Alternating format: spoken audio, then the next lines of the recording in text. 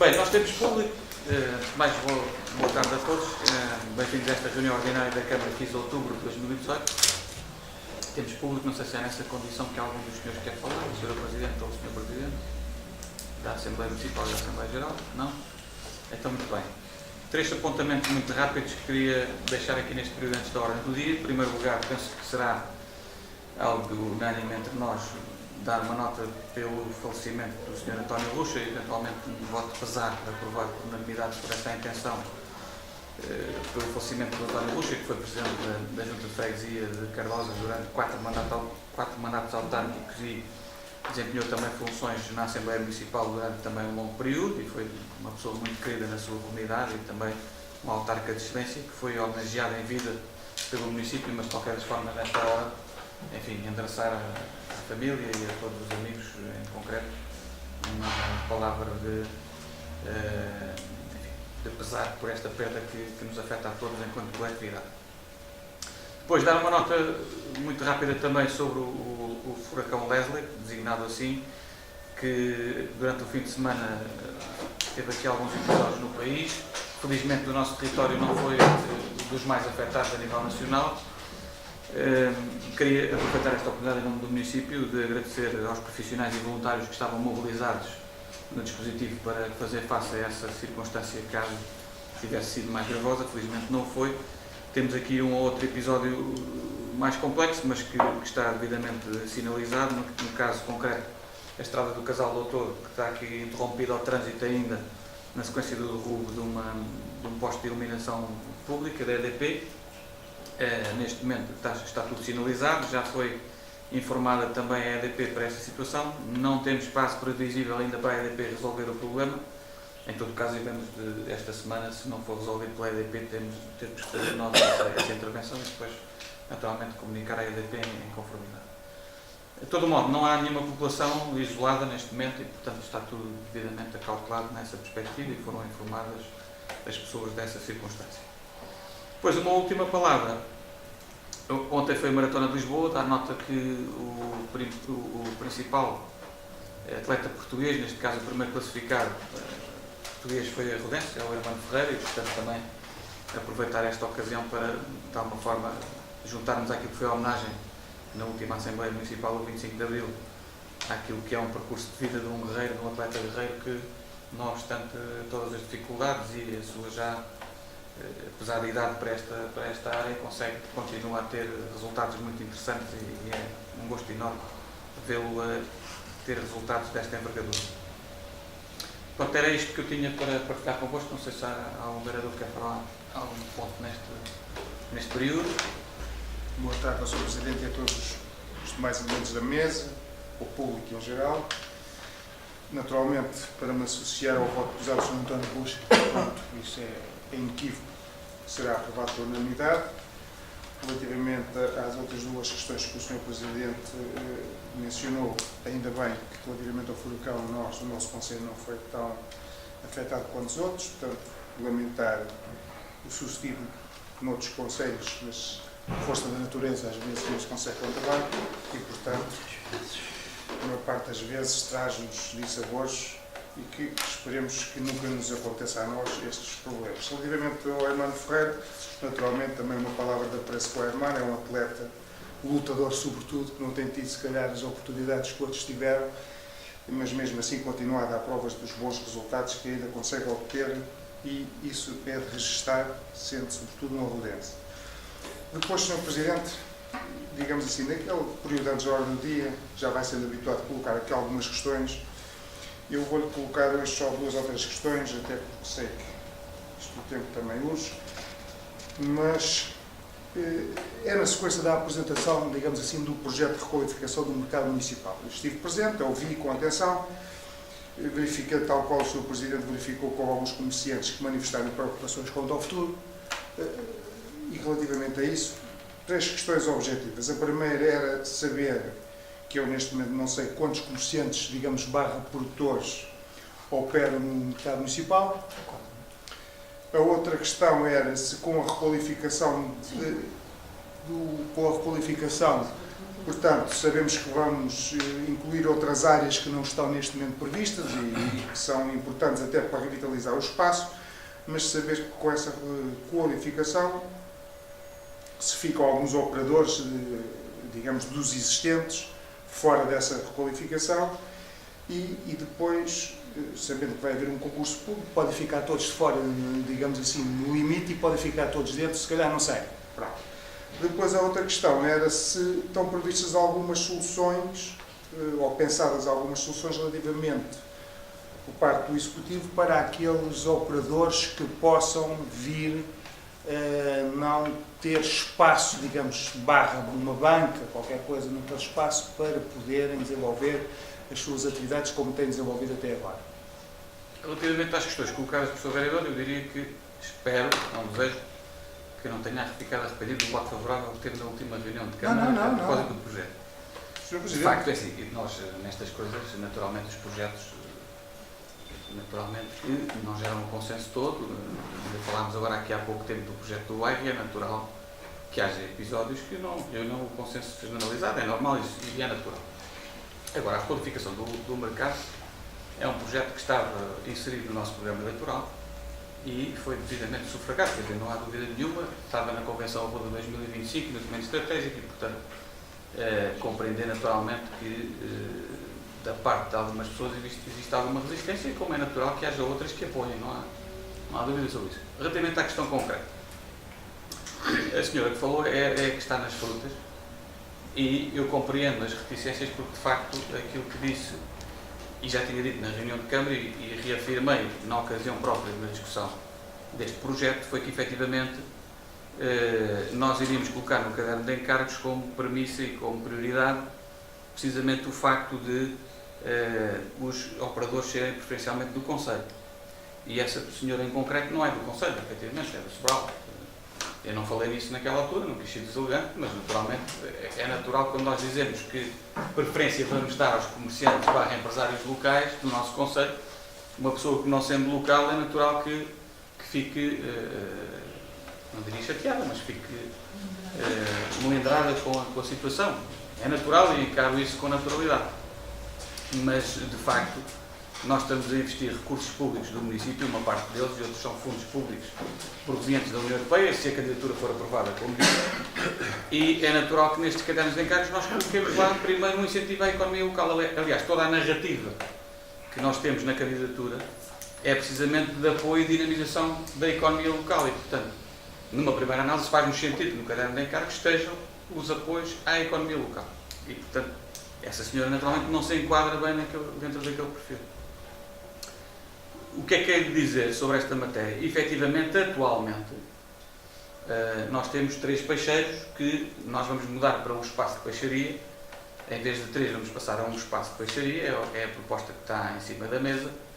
E vamos ter uma oferta de um talho que não existe neste momento, e vamos ter também isso.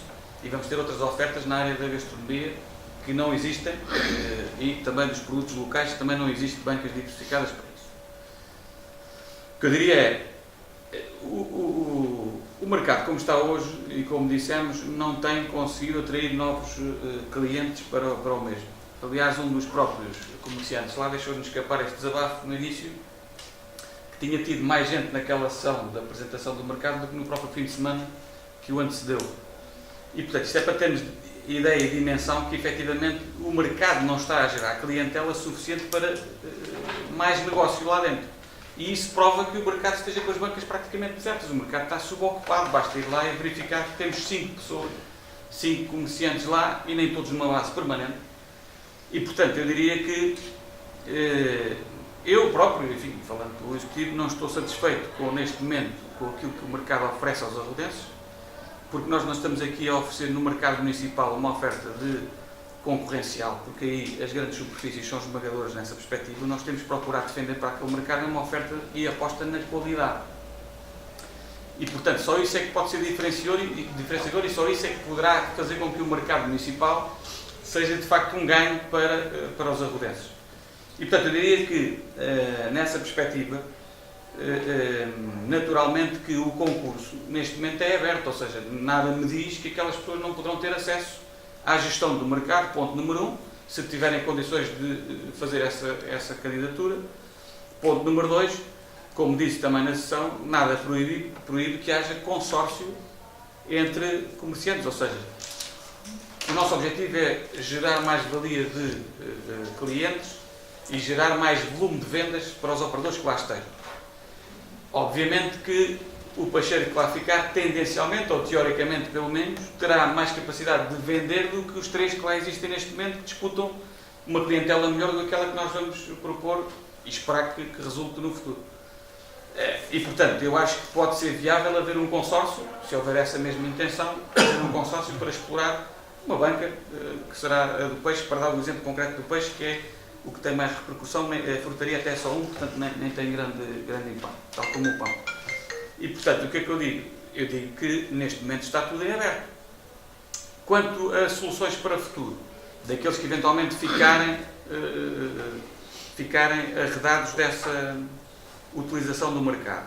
Bom, eu também digo que os contratos neste momento estão em vigor, não são vitalícios, ou seja, eles têm um tempo, têm um prazo de vigência. O que significa que a expectativa que os comerciantes tenham que estejam lá é só até ao limite da vigência desse contrato, não pode ser outra para além disso, porque naturalmente não foram renovados e poderão não ser renovados. E, portanto, aquilo que vamos fazer como pessoa de boa fé que o município é de facto de indemnizar aquilo que for possível até ao limite dos contratos, se for o caso, ainda não sabemos se será o caso ou não. Portanto, só quando sair o concurso final e sabermos quem é que fica efetivamente nos locais é que saberemos se haverá lugar a essas indemnizações ou não, hipoteticamente e sempre tendo em perspectiva a questão que é a vigência do contrato que cada titular tem. E, portanto, nessa medida cá estaremos para assumir esse ónus de salvaguardar a posição do município e salvaguardar também a posição dos comerciantes com os quais temos relação contratual em vigor. Então, se me é permitido, é o seguinte, se percebi, por isso eu fico bem claro, sou a favor da requalificação. Isso, ponto recente, eu não sou daquelas pessoas que o Sr. Presidente não pense que eu mudo rapidamente de opinião. O candidato tem que estar bem consciente das mudanças. Então, sou a favor da requalificação, eu, PSD neste caso, mas, se bem percebi, há só 5 operadores neste momento e portanto, 3 peixeiros, 1 de frutas e 1 de padeiro.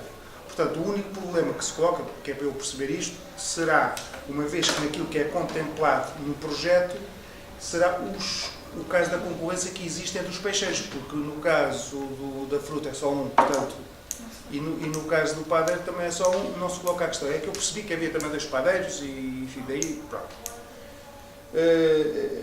Sendo assim, o que eu percebi, e pronto, não sei se vai haver ou não tal consórcio, quer que seja, mas portanto, naturalmente que o critério deve ser, e eu até coloquei a questão também na última reunião, quando isto foi apresentado, a questão tem que ser dar privilégio àquilo que são os comerciantes do nosso município. Embora não pronto, se esse for, terá que ser, em princípio, o primeiro critério, porque depois pode ser concorrencial ou não com o critério do valor.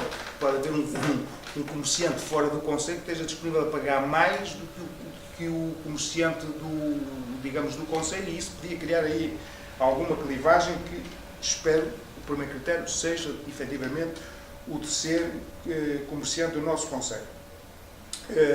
Mas, relativamente a isso, eu só queria, pronto, pensando um bocadinho à frente, se me é permitido ter esta ousadia, é dizer o seguinte: todos nós temos a consciência que o mercado, de facto, não funcionava convenientemente. E basta pensar, nós tínhamos ali, sem o modelo ali já não funcionava bem, com o modelo ali mais difícil era funcionar, porque a concorrência ainda se torna mais evidente. Isso aí é um ponto a ser. Mas eu penso que o município também pode pensar nisto ou não, é uma mera sugestão que eu também deixo aqui à vossa consideração, que em muitos concelhos há aquilo que se chama os chamados mercados de rua. E portanto, eu estou-me a lembrar de um que até é pujante no Oeste, que é o caso das Caldas da Rainha. Tem um mercado de rua bastante forte, em que agrega várias áreas, desde as frutas, por aí fora, e portanto o município pode também pensar numa perspectiva de salvaguardar este desenvolvimento e até atraindo outras pessoas para, eventualmente, para um mercado de rua que seja complementar ao dito mercado que já existe e que vai ser requalificado nos moldes, portanto, que ficamos a conhecer. No fundo, era uma sugestão que eu queria deixar, um contributo pela positiva. Relativamente a essa matéria, vou dizer também o seguinte: nós, na apresentação que fizemos lá no mercado, dissemos também que, efetivamente, a questão do imóvel tardóstico, neste caso do parque de estacionamento, está previsto na candidatura. Nós podemos utilizar também para fazer uma venda mais informal, etc. Não sei se era isso a lógica. Eu não sei se é ali aquele local, se no outro qualquer. Não, mas o uma vez mercado que de aquela rua é uma coisa que é característica de alguns concelhos. Mas uma vez que vamos ter ali aquele conceito, faria sentido ser ali Talvez. uma questão de rentabilização do investimento e também de rentabilização Ser de o todo complemento ao que já é todo lá. o conceito que existe ali e que vai ser desenvolvido. E, portanto, relativamente a essa matéria, eu parece que estamos em sintonia, quer dizer, isso faz parte também de uma das linhas de força da candidatura. Agora, para ficar claro, a narrativa que nós colocamos nos fundos comunitários que vão financiar, esperemos, após a aprovação, as obras de qualificação do mercado, é precisamente a valorização dos recursos endógenos, ou seja, temos que ser coerentes com isso. Quando lançarmos o procedimento, é natural que vamos colocar com prioridade aos que são agentes locais do Conselho. Portanto, isso aí não há muito a fugir, até porque é uma matéria que nós nos vamos comprometer com a autoridade de gestão dos fundos comunitários a esse efeito. Portanto, basicamente é isto. Entretanto, chegaram mais pessoas do público, não sei se há alguma questão do público que queiram colocar. Muito boa tarde, Sr. Presidente, e aos senhores vereadores. Eu vim aqui, aliás, colocar duas situações diferentes, mas já que estamos a falar desta, eu pensava que a reunião começaria às 15, de facto, preparei para às 15, mas pelo que vi, começou mais cedo. E então o que eu tenho a perguntar, pronto, ouvi esta última explicação do Sr. Presidente, inclusive eu também ouvi a questão do Sr. Vereador Luís Rodrigues. E é assim, eu como munícipe fiquei um bocadinho apreensiva com este novo projeto. É assim, o projeto é impecável, nada a dizer, é um projeto magnífico. A minha questão é, nós estamos em Rua dos Vinhos, a Rua dos Vinhos está a crescer, sim, é verdade, mas a Rua dos Vinhos ainda não é uma grande metrópole, certo? Por outro lado, outra coisa que eu, como munícipe, me fez um bocadinho mal do ponto de vista emocional, é ver as pessoas que estavam lá a trabalhar, não é? Durante um X tempo serviram para ir, vamos lá ver, mobilizando o mercado, não é? E agora, de repente, vêem-se numa situação de que não há espaço para eles. Eu consultei o projeto e não há espaço para estas pessoas. Em relação à questão do Sr. Presidente dizer que, efetivamente, só se vai contemplar as pessoas do Conselho, eu acho muito bem. A questão que se põe aqui é que, e o que fazer às pessoas que já lá estavam como era do Conselho? Que são descartáveis? Assim, isto também temos que ver aqui a parte social, a parte humana, porque estas pessoas já lá estavam há algum tempo. É assim, não creio que aquela sugestão do irem para o parque de estacionamento, pronto, seja correta, porque é assim, as pessoas, é como se... A ideia que eu tenho como município, ponto, ao ver o projeto e ao ver e ao ouvir a explicação, a ideia que eu tenho claramente, e com certeza que outras pessoas também terão, é que as pessoas estavam lá dentro, agora, olha, querem vão para a rua, porque isto agora vai ser diferente. Eu acho que as coisas não se devem fazer dessa forma, há que contemplar, independentemente dos contratos estarem a terminar ou não estarem a terminar, há que contemplar a parte social, a parte das pessoas também. É a minha opinião, pronto, era essa questão uma das que eu queria trazer. Então é assim, em relação à ETAR, eu recebi hoje a vossa resposta, que me suscitou algumas dúvidas. Então, portanto, a questão da mesma ser gerida pelas águas do Atlântico. Pronto, eu falei com as águas do Tejo e do Atlântico, portanto, e a informação que lhe foi dada é que eles concessionam a meias com a Câmara, portanto, aquele espaço. Se é verdade, se é mentira, eu não sei, porque, como deve calcular, eu faço fé naquilo que me é dito, não é? Portanto, não tenho motivos para duvidar. Portanto, concessionam, portanto, juntamente com a Câmara.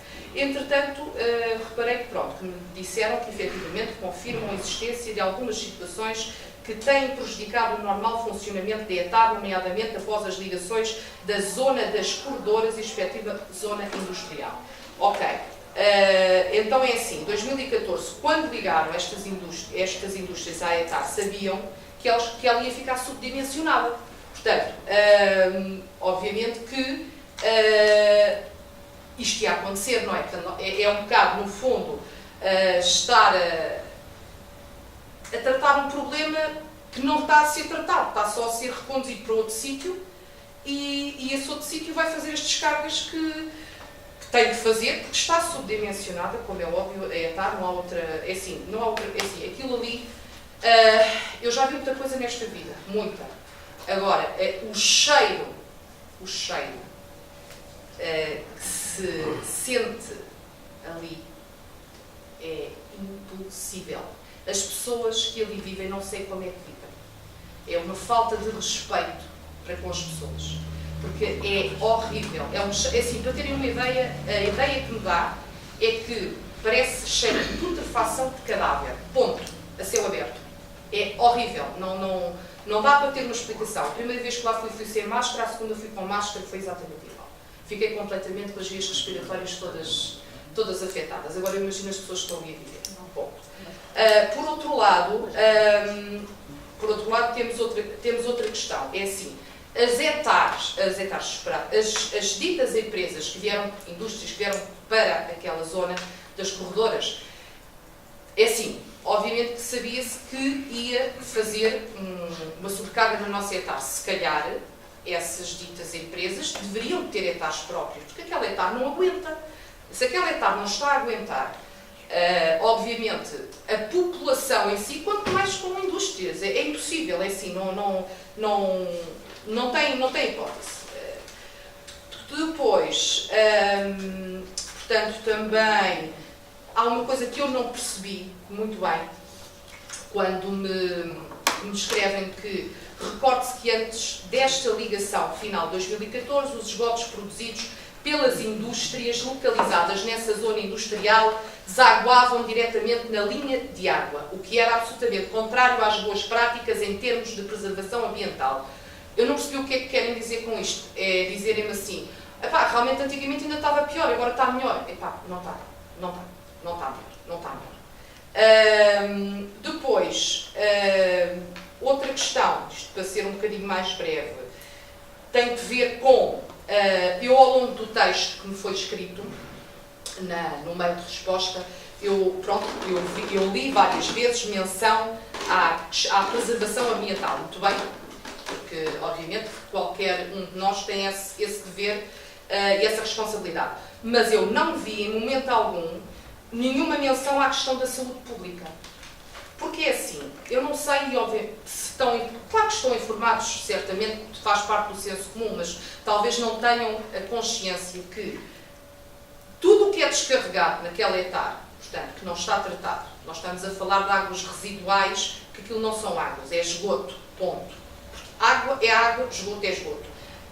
Por onde aquilo passa, aquilo vai contaminar solos, aquilo vai contaminar as viticulturas, portanto, à volta, viticulturas essas cujo vinho local é feito com algumas delas, não com todas, graças a Deus.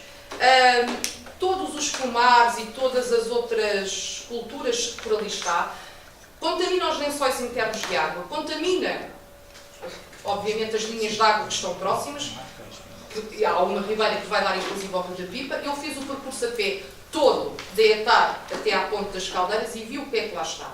Portanto, qualquer um dos senhores vereadores, ou o senhor Presidente, ou a senhora Vice, se fizerem o favor, se quiserem, eu apresento o sítio todo como está. É assim, é preciso ter estofo para ver o que lá está. Porque o que eu ali vejo, além do problema ambiental, eu vejo que estamos a brincar com a saúde dos arrodenses. E isso incomoda-me particularmente, porque eu sou arrodense, tenho filhos, toda a gente tem filhos. É assim, não é agradável percebermos que estão a brincar com a saúde dos nossos filhos, estão a brincar com a nossa saúde. Porque isso é grave, o ambiente também é muito grave. A questão do ambiente é que, assim, além de estarmos a poluir o Rio da Pipa, isto vai tudo descarregar ao Rio Tejo. Portanto, não adianta estarem a limpar o Rio Tejo, estarem a fazer análises, quando depois temos afluentes que vão poluir. e não sei se o Sr. Presidente viu as imagens que eu mandei esta madrugada, porque eu presumo que tenha visto, porque a resposta ao meu mail foi feita, de facto, em relação ao último mail que mandei. É assim, não sei se viu aquela massa toda, aquela lama, chama-se a lama da ETAR, aquilo não era suposto estar ali. Portanto, nós não estamos a falar aqui de água, não era suposto estar ali, não devia de estar ali e não tem de estar ali. E não pode permanecer mais ali, porque está a afetar a saúde das pessoas. Já para não falar do que é viver lá, porque eu não tenho ideia, nem se eu para lá e tenho que ir de máscara, eu imagino as pessoas lá viver todos os dias. Depois, estávamos aqui a falar, falou-nos da questão também da APA e da CEPNA estarem no local. Eu sei que estão, porque fui eu que os chamei. Desde agosto não faço outra coisa, portanto, eu sei quem está, quais as entidades que estão, acompanhei-os várias vezes às visitas, portanto, sei que estão. Portanto, eles não estão porque se lembraram de estar, estão porque houve queixas que os fizeram indagar de onde é que vem o problema. Obviamente que, depois deles indagarem de onde é que vem o problema, essa indagação é remetida a alguma entidade. E a entidade vai remeter a outra. E essa outra tem que resolver. E nós estamos a falar que este problema está, pelo menos, conhecido publicamente desde 2015. Caramba, já são vários anos. Vários anos, não dá para calcular esta situação, para resolver esta situação. Quer dizer, eu acho, isto para mim, eu peço imensa desculpa, mas eu como município revolto-me imenso, especialmente quando cheguei lá ao local e vi aquilo, é assim, é de qualquer pessoa ficar revoltada completamente. Estávamos aqui a falar da questão das águas do Tejo e do Atlântico irem, portanto, aumentar ou fazer uma nova etapa. Pronto, eu acho que isso é positivo, obviamente, já carecia era há mais anos, porque a população não é só agora em 2018 que cresceu, as indústrias não foi só agora em 2018 que vieram para cá, portanto, este problema já, como eu disse, é conhecido desde 2015, ponto, portanto, não há volta a dar, é um facto. E depois, a questão é assim, estão convictos de que, portanto, irão conseguir resolver o problema. Eu acredito que sim, mas isto não pode ser a médio prazo, isto tem que ser urgente, emergente. Isto está a envenenar as pessoas.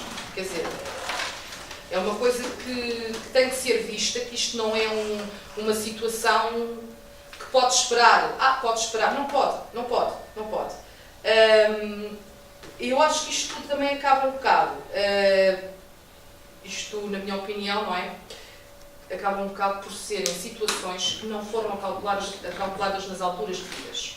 E como tal, nós temos a repercussão que temos agora. Agora eu pergunto, o que é que está concretamente a ser feito, para além daquilo que me foi respondido no banco, que eu já fiz algumas citações, e outra coisa, até quando é que isto vai estar assim? Muito bem. A questão do mercado, efetivamente, eu fico satisfeito por também a Municipal da Caetano achar magnífico o projeto do mercado. Efetivamente, a Ruda já merecia ter um mercado municipal mais requalificado e, diria, mais adepto daquilo que são as novas tendências do mercado e que nós não estamos a inventar nenhuma roda, estamos a ajustar-nos àquilo que são os novos tempos. Eu bem sei que não somos nenhuma metrópole, mas devemos ter a pretensão de servir bem os arrodenses e de servir melhor os arrodenses, proporcionando-lhes melhores condições e um mercado mais apelativo, mais atrativo e que possa ter ali produtos de qualidade, que é efetivamente esse o caminho que queremos trilhar. E, portanto, eu diria o seguinte, eu penso que isso aí também foi muito claro. A primeira prioridade é defender a economia local, portanto, defender a economia local é os comerciantes / empresários que tiverem lá lugar, primacialmente ou preferencialmente serão do Conselho e, portanto, esse é um dos objetivos que temos e que enviámos na candidatura para a valorizar também, ou seja, nós queremos defender a economia local, reforço, e depois dizer claramente o seguinte, nesta fase está em aberto, quer dizer, nenhum dos comerciantes, eventualmente só os que não tenham sede no Conselho ou residência, se forem individuais, é que poderão ser postos em causa aqui em termos de continuidade ou não no mercado. Todos os outros estão ainda com essa posição aberta. Claro que os peixeiros, neste caso, existindo 3, sendo apenas um espaço, naturalmente poderão, alguns deles, ficar vedados. Embora eu acho que se o grande desafio que nós temos aqui, e várias vezes eles nos abordaram, isto tem cada vez menos gente e dividir por 3 o negócio está mal, que é verdade, que até nos levou, a meio do mandato anterior, a baixar os preços do mercado municipal e, portanto, baixámos esses preços também para poder salvaguardar as bancas existentes. O que é certo é que, havendo e havendo mais gente que, teoricamente, a afluir ao mercado, é essa a nossa expectativa e daí o nosso esforço, teoricamente os lucros daquela banca serão superiores. E o que não quer dizer também que não haja, se houver de facto esse interesse, e eu acho que poderia haver, uma articulação em termos de consórcio. Isso não é vedado, nem será vedado no caderno de encargos, para que possa haver ali de facto rendimentos para todas as partes envolvidas. E eu creio que, pelo menos da conversa que tivemos depois no final da sessão com as pessoas em causa, eu penso que houve abertura e houve disponibilidade para isso. É óbvio que nós sabemos que nestas coisas é difícil agradar a toda a gente, mas é como disse, a nós compete-nos executar aquilo que dissemos às pessoas que íamos fazer em contexto de campanha eleitoral, em um manifesto eleitoral e um documento estratégico que está lá, efetivamente, a requalificação do mercado municipal como uma prioridade da ação política para estes próximos 4 anos e, portanto, é isso que vamos querer fazer, naturalmente percebendo sempre que há sempre quem concorda, há sempre quem não concorda tanto, e a vida é assim, a democracia é assim, e é por isso que aqui estamos. Quanto à questão da ETAR, bom, sobre essa questão de concessionar a meias, eu não sei do que isso é, enfim, deve haver aí algum lapso naquilo que é ou a comunicação das águas do Tejo Atlântico ou a percepção daquilo que foi a resposta, porque efetivamente o que é que acontece? Quem gera a ETAR da Ruda dos Vinhos é a entidade concessionária que é a água do Tejo Atlântico. Dito de outra forma, a Câmara Municipal da Ruda dos Vinhos não gasta um cêntimo com os recursos humanos que estão lá a trabalhar, portanto não são contratados pelo município nem têm vínculo à função pública pelo município da Ruda, ponto número 1. Em termos técnicos, idem aspas, os técnicos que fazem a monitorização da ETAR não são pagos pela Câmara Municipal da Ruda dos Vinhos nem têm contrato pela Câmara Municipal da Ruda dos Vinhos, e os produtos que são lá colocados para o tratamento biológico e não só e químico da ETAR não saem do orçamento municipal, portanto não são despesa do município da Ruda dos Vinhos. Portanto, a gestão, tal como eu concebo, é das águas do Tejo Atlântico. Nós nem entramos lá com os nossos carros tampouco, nem temos autorização para isso. Isso fique bem claro. Agora, o efluente, isso já é outra coisa. O que está nos coletores e o efluente que é lá colocado, a rede em baixa, é responsabilidade de gestão do município. Isso sim, a gestão da ETAR, stricto sensu, é responsabilidade das águas do Tejo Atlântico, e isso pode ser confirmado em qualquer contrato de concessão que lhe seja entregue para visualizar. Depois, efetivamente, há aqui uma questão que é estes problemas começaram a surgir com maior acuidade, efetivamente, quando houve a ligação da zona industrial das corredoras, sobretudo, à ETAR da Ruda. Isso foi dito, já tenho declarações em assembleias de Câmara, reuniões de Câmara e assembleias municipais sobre essa matéria, tenho declarações públicas sobre isso e tenho, de facto, aquilo que escrevemos nesse e-mail de resposta. E isso mantém, ou seja, foi quando fizemos a ligação do coletor da zona industrial das corredoras e de toda a zona das corredoras à ETAR da Ruda, que estes problemas de saturação da ETAR começaram a ter mais acuidade. Devo dizer que não é sempre desde 2015 que isto se verifica de uma forma regular, contínua e permanente. Há picos em que isso se verifica. E há picos, sobretudo, nesta altura do ano. Eu não vou estar aqui por uma questão de deselegância, até porque não tenho ainda suporte técnico, e eu, nestas coisas, sou político, não sou técnico. Não tenho, neste momento, suporte técnico que me diga que isto é da empresa A, B ou C, ou D ou E ou F, e, portanto, não vou estar aqui a apontar nomes. E, portanto, não há ainda, há 3 empresas, digamos assim, que nós temos, de acordo com aquilo que foi o trabalho que nós fizemos com o nosso engenheiro do ambiente, que também já era engenheiro do ambiente antes de 2014, e com as águas do Tejo Atlântico, nós suspeitamos que haja ali uma de 3 ou as 3 empresas que estejam a gerar este problema de fluxo de matéria que está a prejudicar o normal funcionamento da ETAR. mas há aqui componentes analíticas que nós estamos a medir e não podemos medir pontualmente, temos que medir 24 sobre 24 para saber se efetivamente e para despistar isto com rigor e, portanto, até termos a raiz exata do problema para o poder resolver, é que temos a resolução para o problema, porque senão só temos suspeições e não conseguimos resolver o problema. Obviamente, a resolução do problema passa a identificar exatamente qual é que é o agente prevaricador, depois de identificar o agente prevaricador, fazer ações. Nós já fizemos reuniões com os empresários, várias vezes, com o apoio também das águas do Tejo Atlântico, a explicar novamente quais é que são os limites que têm que enviar para o efluente. Foram feitos investimentos ao longo dos últimos anos e que melhoraram efetivamente, e depois pontualmente há descargas que são acima dos níveis e que têm prejudicado o normal funcionamento da ETA. Esta é a questão, tal como a informação que pelo menos eu tenho presente.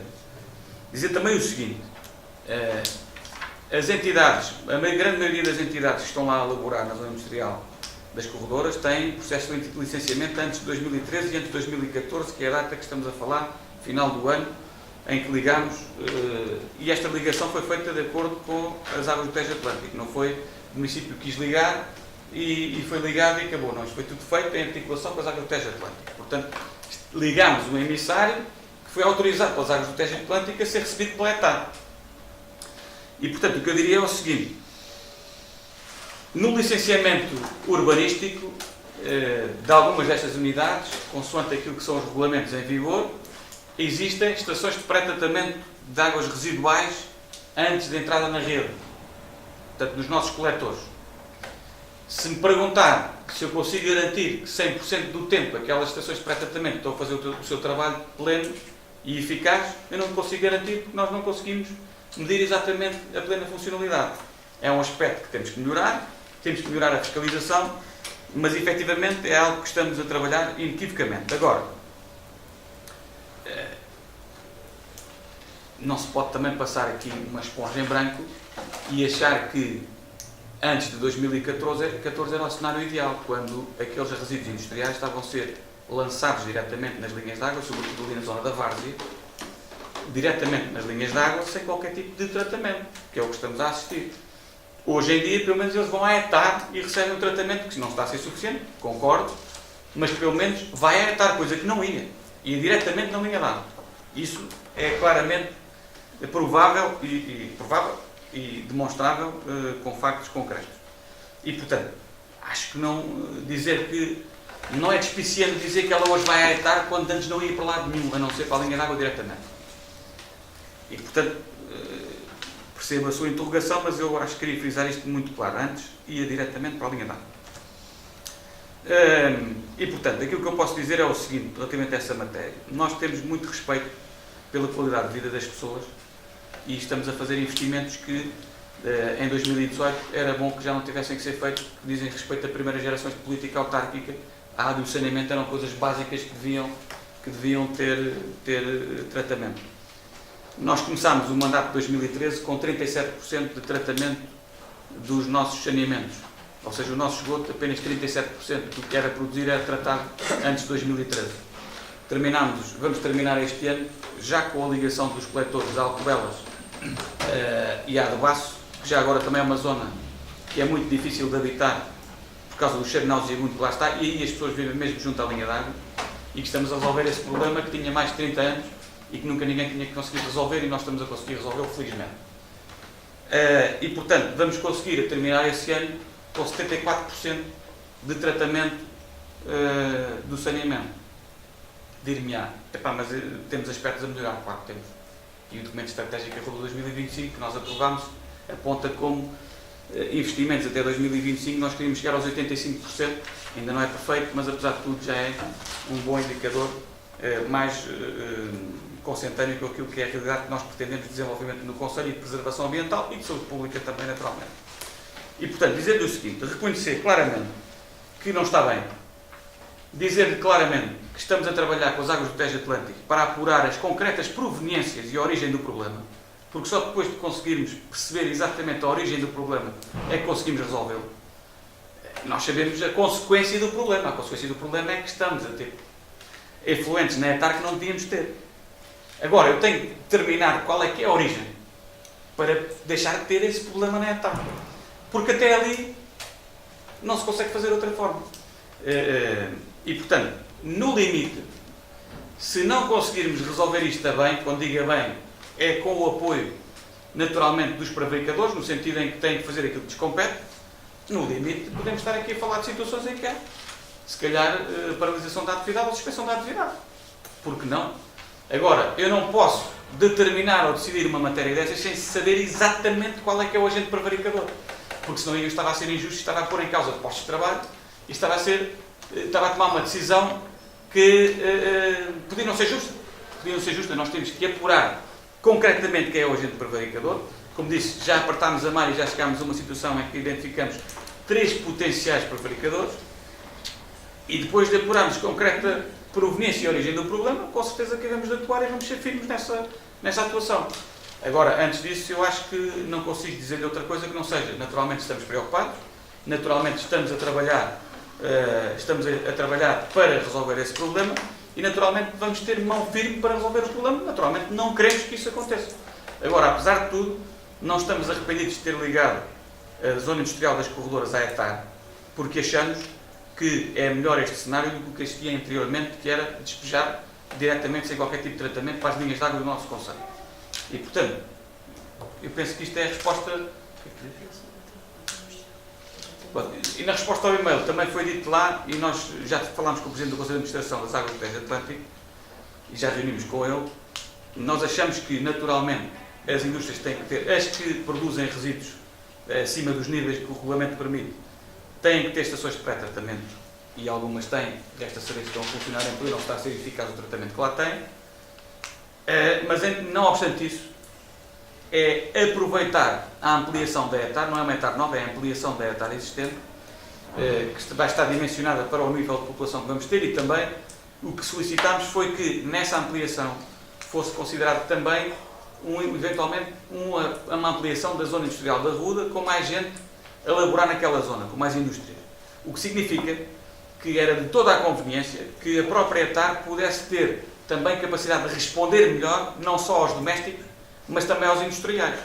E, portanto, isso é algo que vamos requerer e que está, pelo menos a reunião nesse sentido correu bem. Agora, do ponto de vista técnico, vamos ver como é que se desenvolverá, mas há também essa consciência das águas do Tejo Atlântico que não basta ampliar para gerir recursos domésticos apenas, porque com a ligação que foi feita da zona industrial, era bom e era avisado que a própria ETAR pudesse ter outra capacidade de resistência a esse tipo de efluentes. Vamos ver, vamos esperar agora. Naturalmente, este problema é de urgência. A questão da ETAR, da ampliação da ETAR e da preparação para resolver problemas industriais futuros, é uma questão de planeamento estratégico que deve ser em cima da mesa colocado e que já está colocado, aliás, a mais alto nível. Eu penso que terei respondido às questões. Sim, eu só, se pudesse só dizer uma última coisa. Pronto, falou da questão da várzea. Entretanto, eu ainda não fui lá, só que recebi queixas de estarem a ser, não sei qual é a empresa, estarem a ser deitados efluentes. Só para ficar registado na área. Sim. Assim, eu recebi algumas queixas de alguns moradores da zona de que há a linha de água... Pode só interromper, da zona, da várzea ou... Sim, da várzea. Portanto, que estão a ser feitas descargas na mesma para a linha de água. Pronto, assim, eu não fui lá, não fotografei, não vi, mas pronto. Assim. Outra questão, em relação às cardosas. Eu por acaso, fui lá, não sei qual é a empresa, e não me cabe a mim estar a dizer o nome da empresa sob pena de ser processada, mas a questão que se põe é que existe uma empresa lá que está claramente a emitir, portanto, águas residuais da empresa para as linhas de água próximas. Eu tenho vídeos e imagens disso, mais logo posso enviar para o vosso mail, ao mail do Sr. Presidente, para ver, poder analisar e ver, e obviamente as entidades competentes terão de perceber que empresa é que é, porque não sou eu que vou estar a fazer esta parte, porque não posso, não posso estar a dizer que é a empresa X ou Y, ponto. Apesar de, se calhar, todos nós sabemos quais são as empresas em questão, não temos autoridade para dizer isso. Pronto, é só mesmo isto que eu queria. Ok, já agora, pronto, dizer o seguinte, a questão da várzea, se puderem enviar mais alguma informação pormenorizada, é a primeira vez que eu estou a ter contacto com esta informação, não a tenho, e o nosso engenheiro do ambiente também não nos fez chegar nenhuma informação nesse sentido. E, portanto, tudo o que puder ter e que nos quiser fazer chegar, é bem-vindo. E agradecemos. Quanto à questão das cardosas, a informação que eu tenho sobre este processo é o seguinte, nós agora temos uma dificuldade que é com a questão do Simplex. Muitas vezes há empresas que abrem atividade e nós só a posterior é que somos notificados, por causa do licenciamento zero e essas coisas, é que somos notificados para proceder a uma fiscalização a posterior. O que é que acontece? Segundo me parece que é esse o caso, eventualmente, junto ao cemitério, parece-me que será isso. Exato. Existe uma situação em que aquele armazém tinha uma licença de utilização emitida pela Câmara válida para armazém de construção civil, ou seja, a empresa que lá estava anteriormente, que depois entretanto se deslocou ou faliu, não sei bem, tinha licença para operar em termos de armazém de materiais de construção, era uma empresa na área da construção civil.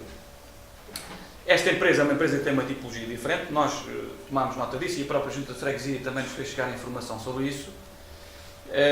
E a nossa fiscalização municipal, creio que no início de junho, foi ao local. Já fizemos uma notificação oficial à empresa para vir regularizar em termos de licenciamento administrativo, porque a licença de utilização não é apta para a finalidade que nos parece estar a ser desenvolvida. Lá está que nos parece, que nós não temos informação oficial ainda sobre essa matéria. A fiscalização municipal foi lá, foi frustrada a notificação, voltámos novamente a iniciar diligências no sentido de convocar a empresa para vir licenciar a atividade, que não está de acordo com a licença de utilização que o imóvel tem, que é o que nos parece. Mas nestas coisas, da administração pública, nós temos uma coisa que é o princípio do contraditório e temos a audiência dos interessados. Portanto, a empresa tem direito a defender-se depois de receber uma notificação, que só que foi frustrada, como disse, tem direito a defender-se e a vir apresentar as alegações que entender por conveniente, no prazo de 10 dias úteis, e, portanto, nós nesta fase estamos, em termos processuais, não podemos acelerar uma coisa que neste momento está a decorrer e a seguir os seus trâmites normais e legais. Agora, o que digo é, a situação já tinha sido detectada pela nossa fiscalização, inclusive a Junta de Freguesia também já nos tinha dado nota, e o processo está aberto e, portanto, vamos aguardar os desenvolvimentos que ele venha a ter. Vamos para a ordem do dia. O ponto número 1 é a ata da reunião de Câmara de 1 de outubro de 2018. Não sei se há alguma questão sobre a ata. Não havendo, então podemos considerar aprovada a ata por unanimidade. O ponto número 2 da ordem de trabalhos diz respeito à prestação de contas do primeiro semestre deste ano.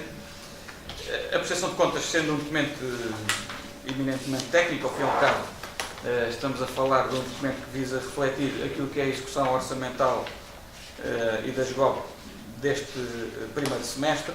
Naturalmente, podemos dar aqui um cumprimento especial à Divisão Financeira e de Recursos Humanos e a todos os serviços pelo resultado e pela produção dos documentos. Temos aí a informação também dos nossos auditores externos e, portanto, grosso modo, aquilo que eu queria, no fundo, transmitir à reunião de Câmara, em termos gerais, sobre a prestação de contas, é que, efetivamente, nós verificamos aqui na demonstração de resultados de 30 de junho de 2018 que o resultado líquido do exercício é superior àquele que verificámos em período homólogo de 2017, portanto estamos a falar de uma variação positiva. Em termos de proveitos e ganhos também existe essa variação positiva. Em termos de custos, há de facto um aumento de custos em função também das despesas com o pessoal, que tem aqui uma implicação por duas vias. Primeiro, o reforço que houve no mapa de pessoal contratado e depois também os descongelamentos das carreiras, que permitiu que alguns funcionários tivessem, digamos assim, um ajustamento em alta no seu vencimento. Relativamente à dívida, nós temos de facto a 30 de junho as dívidas de operações nas duas maturidades, portanto a curto prazo e a médio e longo prazo, ambas a reduzirem em termos de total. E, portanto, significa isto que estamos a ter este controle também a nível da despesa pública. Em termos de execução, em termos de taxas de execução global, na receita temos uma taxa de execução global que anda nos 43,85% e da despesa de 42,40%, Isto são dados de semestre, ou seja, são dados parciais, o que significa que se extrapolarmos, ou seja, se continuarmos com este nível de execução até ao final do ano, significa que teremos uma taxa de execução da receita que andará na casa dos 87% e da despesa que andará na casa dos 85%, o que significa que andamos com uma taxa de execução relativamente simpática e que revela também aquilo que tem sido o cuidado na preparação dos instrumentos de planeamento e, nomeadamente, previsionais.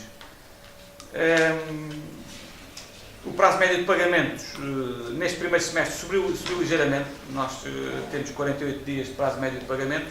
Enfim, estamos ainda assim muito abaixo daquilo que é o prazo que tínhamos previsto de 60 dias de pagamento, que é um prazo que entendemos como razoável a implementar. Estou em crer que no segundo semestre este resultado volta aos níveis do ano anterior de 40 dias de prazo médio de pagamento. Em todo caso, a variação não é algo que nos deva preocupar sobremaneira aqui, uma vez que estamos a falar de 8 dias.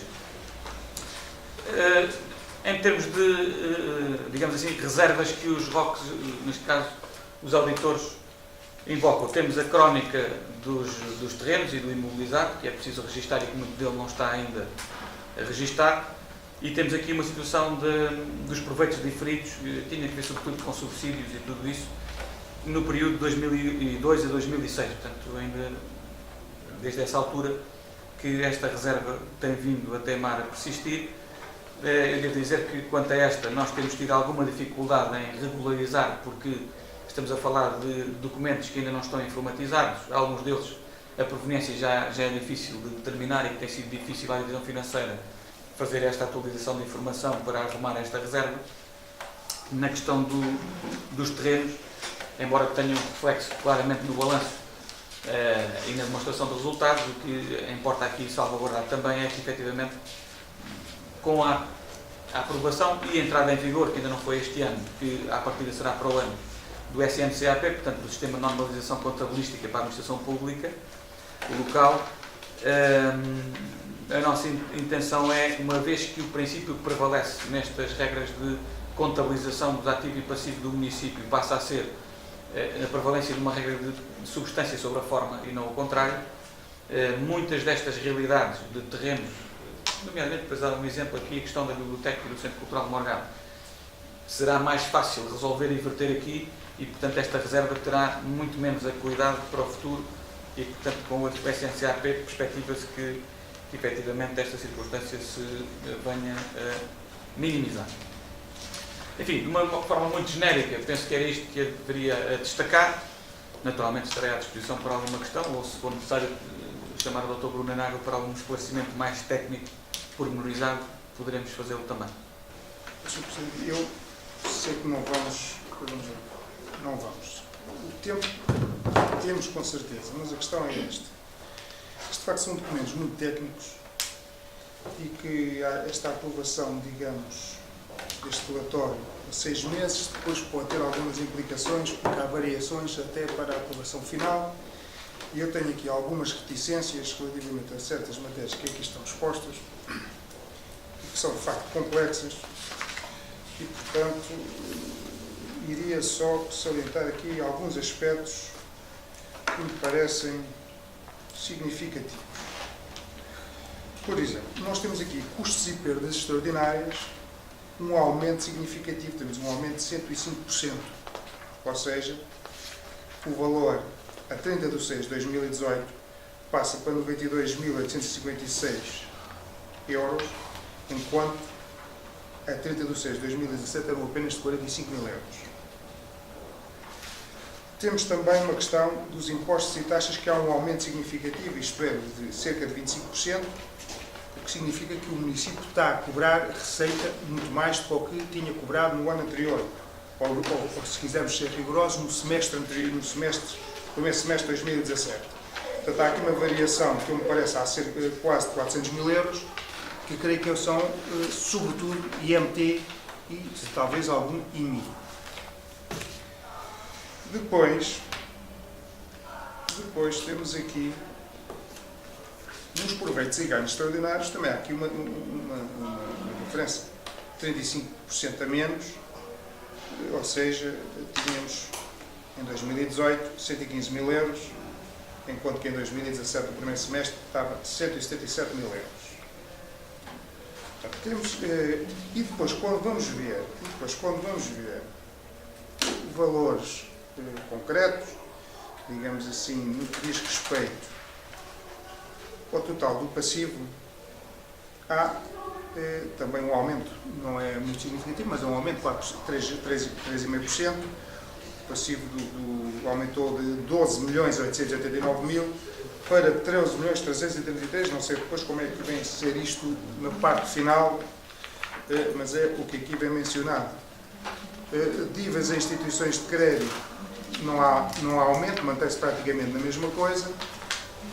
A fornecedores, há um dado relativamente interessante, que parece que há uma redução, não parece, é o que aqui vem exposto, de 59% de redução, portanto, devia-se 296 mil, agora neste momento só no primeiro semestre diz aqui que só se devia 119, mas no ponto destes números todos e da análise que se faz disto, e depois para não ficarmos, digamos assim, coartados quanto a uma posição final relativamente ao orçamento, eu olhando para estes dados que aqui estão, neste primeiro semestre, verifico que depois, quando vamos à execução das grandes opções do plano, há aqui matérias, digamos assim, em que nada foi feito, pelo menos é o que aparece aqui a zeros, e estou-me a referir, por exemplo, na área social, por exemplo, o cartão Sénior. O cartão Sénior, aquisição de bens, aquisição de serviços, nada foi feito, se nós olharmos para isto. Vamos entrar aqui também, se os dados estão corretos, na comissão da CPCJ, nada feito no que diz respeito à aquisição de equipamentos básicos, aquisição de equipamentos informáticos, aquisição de serviços, porque pelo menos aqui os valores que estavam alocados, o resultado está tudo a zero. Se formos ver, por exemplo, no Banco Solidário temos apoio a instituições sociais. De facto, aqui há uma execução de cerca de 53%. Mas depois fomos ver apoios a famílias, rigorosamente nada. Tinha aqui 1.000 euros invocados, aqui não vem mencionados. Se formos ver apoios a instituições de solidariedade social, verificamos que há aqui apoio a portadores de deficiência, 33% de execução. Eu estou a falar só nestas áreas sociais e muitas outras que podemos aqui escalpelizar uma a uma e verificamos que, efetivamente, há aqui muita coisa que não está a ser executada. Eu não sei se até ao final do ano vão ser ou não executados, depois teremos a oportunidade de ver isto em mais pormenor, mas aquilo que me é dado a observar, não digo que o Executivo não faça o esforço para tentar executar o mais que pode dentro daquilo que tem, mas são várias as áreas, quer dizer, se eu olhar, por exemplo, também na área das urbanizações, chegando aqui, as ações de requalificação urbana. Qualificação urbana, temos aqui uma execução de 28%. Mas se formos, por exemplo, a uma área que a mim me é querida e que eu acho que o Sr. Presidente tinha anunciado como ainda ia ser feita até ao final do ano, que era a construção do ponto pedonal que liga a rua Policarpo Martins à zona de multiusos, parece-me que pela outra alteração que veio aqui como ponto de ordem, que não vai ser feita até ao final do ano. Portanto, será por muito para 2019. Pronto. Com certeza que o Sr. Presidente irá ter a oportunidade para explicar estas matérias. Portanto, o que é que eu quero dizer com isto? Quero dizer que relativamente a estas matérias, e que são demasiado complexas e que não são de fácil análise, mas que demonstram aqui que é, sobretudo, tendo presente as constantes alterações às opções do plano e ao orçamento, tínhamos presente que hoje vem como ponto de ordem de trabalhos a 16ª alteração ao orçamento e a 14ª alteração às grandes opções do plano, eu chego à conclusão, na minha modesta opinião, que é-nos apresentado um orçamento inicial com determinadas grandes opções do plano, mas que em virtude das constantes alterações, ele vai sendo desvirtuado e aquilo que nós vamos a encontrar é que, efetivamente, com transferências de verbos de uns projetos para outros projetos, que depois, esses sim, são executados, permitem apresentar estes resultados de execução na ordem dos 80 e tal %, que são, de facto, muito bons resultados, mas que, se fossem aplicados àquilo que era o orçamento inicial, não representava nem de perto nem de longe esse grau de execução. E, portanto, relativamente a isso, aquilo que me apraz dizer é que, antecipando já até o sentido de voto, é que vou-me abster na votação destes documentos e depois esperar pelo resultado no final do ano e saber se altera ou não o meu sentido de voto, mas é isto que eu queria transmitir, assim, em linhas muito gerais. Muito bem, sobre esta matéria, dizer o seguinte: naturalmente este é um balanço intercalar do ano. Nós estamos a aprovar contas semestrais, como o próprio nome indica, é a execução dos primeiros 6 meses do ano. É muito provável que algumas rubricas venham ter execução no segundo semestre, e é bem provável também que outras não o tenham, e se o Sr. Vereador há de estar frustrado com isso, imagino que eu estarei também muito mais do que o Sr. Vereador, como deve imaginar, reconheçam pelo menos essa gentileza de reconhecer isso. Isso é natural. Pois, nós estamos aqui a fazer alterações ao orçamento, efetivamente, mas diria que estamos longe de bater recordes que já existiram nesta casa, não estamos a trabalhar para isso, e, em todo caso, o que se vai chegar à conclusão no final das contas, quando estivermos a aprovar a prestação de contas final, isso não tenho dúvidas, é que, efetivamente, vamos ter um balanço que é muito positivo. Um documento previsional, como o próprio orçamento e as grandes opções do plano, é um documento dinâmico, ou seja, não é um documento que seja absolutamente uma Bíblia sagrada, imutável, é dinâmico, quer dizer, as próprias alterações e opções assim o exigem. E, portanto, agora há uma coisa que é para nós importante, e isso era importante destacar aqui do ponto de vista político, mais do que falar aqui do cartão sénior, que não foi preciso gastar, porque este é um cartão que dá descontos, sobretudo, e não tem, assim, grandes aquisições. O Banco Solidário, nós estamos a transferir 53%, significa que estamos a executar mais, o ritmo está a ser bom, até na transferência de fundos para as conferências vicentinas, que por sua vez fazem essa interação com as famílias, e, portanto, as coisas até não estão a correr assim muito mal nessa perspectiva. O que eu queria dizer é o seguinte: em termos de macronúmeros, nós apresentarmos uma execução no final do dia superior a 80%, e não tenho dúvidas que este ano vai ser mais um ano em que vamos apresentar mais uma vez uma execução superior a 80%, significa claramente que não estamos a gerir orçamentos empolados e artificiais. Coisa que o Sr. Vereador hoje, Vereador, na altura Presidente da Assembleia Municipal, chegou a aprovar em Câmara e Assembleia, no caso na Assembleia, contas e contas consolidadas, com taxas de execução na casa dos 54%, coisas assim. Anuais, não estou a falar semestrais, anuais. E, portanto, hoje há uma realidade que é: os orçamentos nesta casa são geridos a partir das receitas. São as receitas que condicionam a despesa e não o contrário. E, portanto, isso faz toda a diferença, e isso é que permite garantir graus elevados de execução do orçamento. As regras não mudaram, ou seja, na altura, as regras que se aplicavam quando apresentávamos o Executivo apresentava taxas de execução de 54% são as mesmas de hoje. Há uma diferença. Uns apresentavam taxas de 54% e outros apresentam de 80% e mais por cento. Significa que uns têm mais cautela a fazer os orçamentos e que são mais ponderados naquilo que é revertido para os orçamentos, e outros não tenham tanta, mas isso o julgamento está feito, não vou estar aqui a entrar em pormenores sobre essa matéria. Um grau de execução superior a 80% é um resultado, em termos contabilísticos, muito bom. Sobretudo para uma autarquia local. Agora, compreendo e reconheço isso. Eu também gostaria, e os seus vereadores, cada um dos seus pelouros, gostaria muito de conseguir executar mais em cada uma das áreas. Isso não tínhamos dúvidas sobre essa matéria. Nós gostaríamos de conseguir executar mais. As contingências, infelizmente, levam-nos a não conseguir usar todos os resultados globalmente considerados. Entre o deve haver previsão de receita total, previsão de despesa total, têm sido muito satisfatórios, e gostaria de dar nota disso também. Agora, compreendo perfeitamente o sentido de voto, que no final se farão as contas, e no final desta discussão terá um grau de execução 85, 84, 83, o que seja, mas sempre superior a 80%, é essa a nossa convicção, e isso é uma realidade que são os números que falam, quer dizer, podemos falar aqui muita coisa, mas isso revela claramente que a previsão global da receita e a previsão global da despesa foi feita com cabeça, tronco e membros. É isto que quero falar. O ponto número 3 da ordem do dia, que é precisamente esta alteração, que já se foi avançando aqui a alguns tópicos. Basicamente, nós temos que reforçar aqui alguns custos com a energia elétrica. efetivamente estamos a gastar mais porque também o projeto Oeste LED, a substituição de 50% do parque para luminárias LED só vai arrancar em novembro e não contempla logo o município de Rodrigues, portanto só no próximo orçamento é que teremos algum impacto positivo desta medida de diminuição de custos com a energia, nomeadamente a iluminação pública mais concretamente, embora estejamos também com a EDP a fazer algumas intervenções e com a GigaLED algumas intervenções de substituição por LEDs. E nos próprios edifícios municipais a mesma coisa.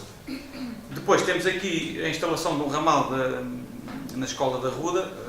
Depois da obra feita, nós vamos ter um novo ramal e a potência contratada será aumentada porque teremos confecção no local e teremos sistema de AVAC e ar-condicionado, não só no próprio refeitório como no edifício do Plano Centenário, o que significa que vamos ter que ter mais custos com esta matéria. E depois temos aqui fundamentalmente questões relacionadas com a ADSE, alguma coisa relacionada com o SAS, isto no âmbito da despesa, que é preciso reforçar a piscina municipal. Os filtros que foram precisos colocar para preservar também o equipamento e tudo mais. Isto do lado da despesa, como principais rubricas a reforçar. Onde é que nós vamos buscar? Infelizmente vamos buscar um projeto que temos que deixar de cair, porque a esta data, já meados de outubro, já vai ser difícil. O estudo geotécnico que nós mandámos fazer no local, em concreto estou a falar do projeto da Ponte Pedonal para o pavilhão multiusos, revelou que nós temos que fazer uma zona de estacas de 9 metros de profundidade, o que significa que vamos ter que contratar um trabalho especializado que estava fora desta situação, e eu creio que nenhum vereador queria avançar à pressa com uma obra em que haja problemas de segurança e, portanto, mais vale podermos fazer o trabalho de uma assentada. Vamos gastar mais dinheiro do que aquilo que estava previsto inicialmente, objetivamente falando, e, portanto, vamos optar por colocá-la no orçamento, até porque nestes 3 meses já não teríamos tempo de lançar o procedimento e fazer a obra em condições, até por causa desta questão da inovação, desta novidade, melhor dizendo, do estudo geotécnico, que surpreendentemente aponta ali uma zona que temos que de facto aprofundar mais e, portanto, vamos ter essa limitação e, portanto, à conta disso, vamos libertar essas verbas para reforçar estas outras rubricas que são precisas reforçar na atualidade. No momento, enfim, não vamos deixar cair o projeto, isso que fique claro, o projeto vai continuar, não vai ser executado até final deste ano, como queríamos e gostaríamos. Vamos então ter que o executar já com o orçamento de 2019 aprovado. Basicamente era isto. Não sei se há alguma questão mais. São aqui 2 ou 3 esclarecimentos, se o Sr. Presidente puder elucidar sobre isto. Nós, eu já não sei qual foi a reunião, mas houve aqui uma reunião de Câmara anterior que, relativamente a este projeto que o Sr. Presidente teria dito, e agora explicou as razões porque não pode executar ainda neste mandato, que era a tal ponto pedonal, tínhamos falado... Mandato não, este ano. Mandato não, este ano, no ano 2018, que diz respeito à dita ponte pedonal entre a rua Policarpo Martins e a zona envolvente do multiusos, falou-se em 90 mil euros. Sim. Mas o projeto total será 175, é isso? Eu estou a dizer pelos números que estou a ver aqui, que havia 90 mil definido e 85 não definido. Portanto, o que pressupunha que o custo será 175 mil euros. Não. Devia estar 90 mil a definir. Não. Estava definido e depois retirou-se. Por isso é que deixou agora de ser. Não. 90 mais 85. Dizia o orçamento inicial. Sim.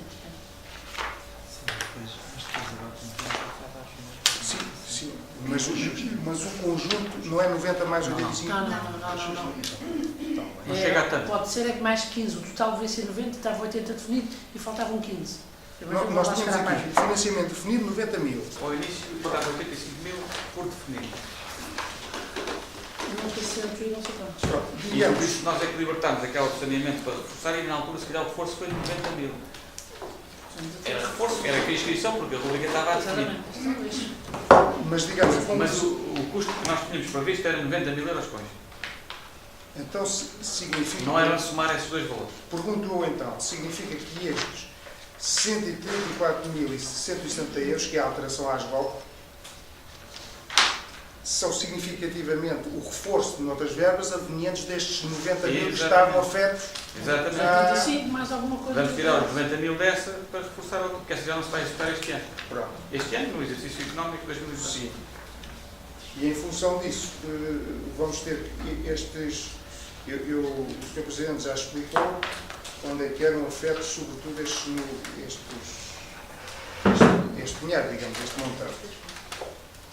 É sobretudo para fazer face a questões de eletricidade. Eletricidade, ADC, SAS, Piscina. estação de ramal de piscina municipal e alguns ajustamentos nos custos com o pessoal, mas esse parece-me que é enorme por tira de um lado e mete do outro, sobretudo nas horas extras. Tem um acrescente.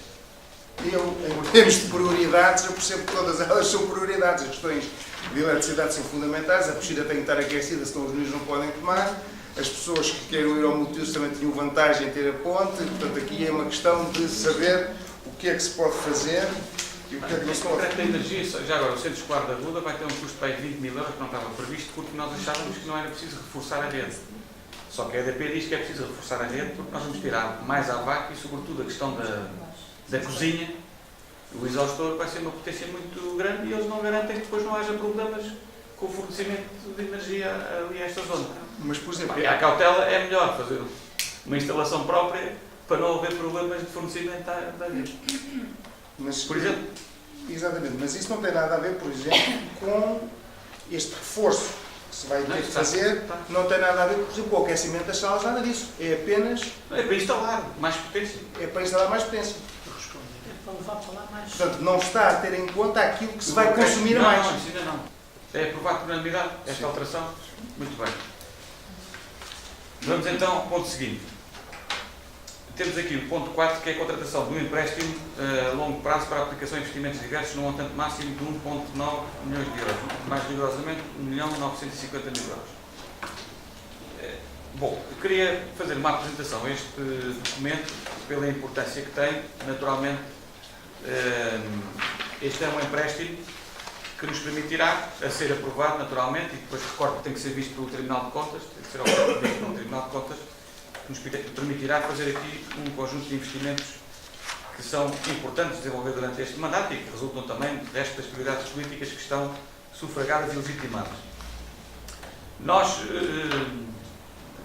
nosso limite de endividamento municipal, do ponto de vista legal, está muito perto dos 2,5 milhões de euros, 2 milhões e meio de euros, e nós estamos a pedir autorização à Câmara e à Assembleia para contratar um empréstimo de 1.950.000, que significa que ainda temos ali uma folga de cerca de meio milhão de euros para alguma situação urgente e inadiável que seja necessário fazer face e que naturalmente é imprevisível e que oxalá que nunca tenha que ser preciso utilizar. Portanto, vem aqui que basicamente está aí referido o limite da dívida, do endividamento, melhor dizer, está referido também que este empréstimo visa ser um reforço das disponibilidades existentes para fazer investimentos. Não quer dizer necessariamente que as listagens de prioridades que estão aqui identificadas no anexo e que estão a ser exibidos agora neste momento sejam suficientes para garantir per si a execução destes projetos, ou seja, é muito natural e provável, diria mesmo com 100% de probabilidade, que tenhamos que ter outras fontes de financiamento para além desta, seja à conta do orçamento municipal e, portanto, das verbas que conseguimos inscrever no orçamento municipal anual, seja através também daquilo que é candidaturas a fundos comunitários e outros programas, como o caso do Primeiro Direito, no âmbito da habitação social. E, portanto, este é apenas mais uma fonte de financiamento, neste caso bancário, para nos permitir avançar ao longo deste mandato autárquico ainda com alguns importantes projetos, pelo menos consideramos como tal. Poderão ver neste quadro a intenção de requalificação do bairro João de Deus e envolventes, e vamos obter 450.000 euros para esta finalidade. É essa a nossa proposta. O Arruda Lar, portanto, a requalificação do antigo edifício do Espaço do Conselho e adaptação a Centro de Inovação Agroindustrial com mais 150.000 euros. Naturalmente que haverá fundos comunitários que terão que ser canalizados para podermos fazer face a este investimento, que estes 150 mil euros não são suficientes para fazê-lo. Depois temos um investimento também na rede de conselhia de saneamento, que a nossa proposta é ir buscar 100 mil euros à banca, juntando àquilo que é o esforço que o Orçamento Municipal tem que ter nesse objetivo. Assim também o reforço do abastecimento de águas ao Conselho, que pretendemos ir buscar 200 mil euros de financiamento bancário, a juntar ao Orçamento Municipal e também Há alguns avisos que vão sair no âmbito do POCU, que é um aviso para os fundos comunitários também, nesta via. A questão da variante à Vila da Ruda, estamos a falar de financiamento bancário de 300 mil euros para nos permitir fazer face a alguns custos com a disponibilização dos terrenos para a construção do traçado. Enfim, oxalá que tenhamos essa capacidade.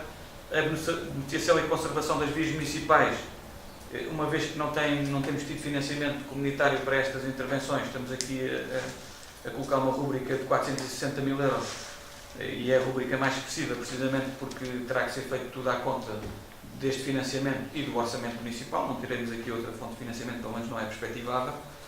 Depois a requalificação do Parque Escolar do Conselho, temos aqui 90 mil euros, que é para completar com os 85% a fundo perdido que já estão garantidos pelo pacto da ITI, resta só aprovar as candidaturas em concreto das operações.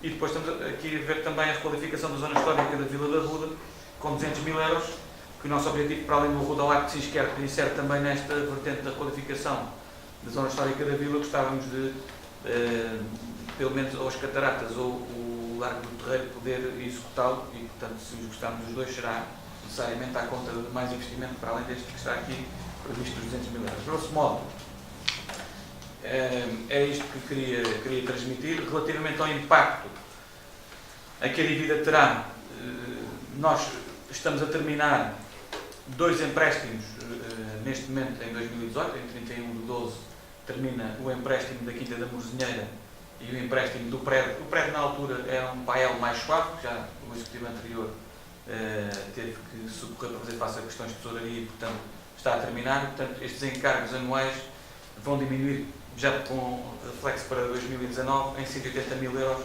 nestas 2 operações financeiras.